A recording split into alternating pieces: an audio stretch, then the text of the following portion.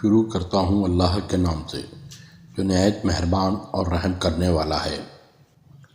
اے لوگوں، اپنے رب سے ڈر جاؤ اور اس دن سے ڈرو جب کوئی باپ اپنے بیٹے کے کچھ بھی کام نہ آئے گا اور نہ ہی کوئی بیٹا اپنے باپ کے کچھ بھی کام آنے والا ہوگا۔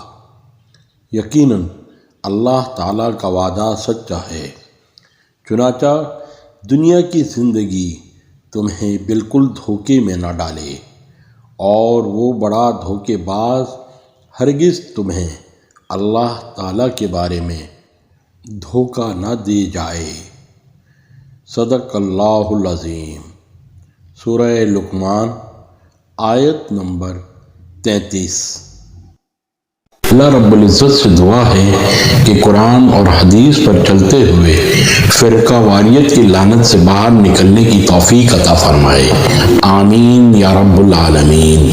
السلام علیکم ورحمۃ اللہ وبرکاتہ۔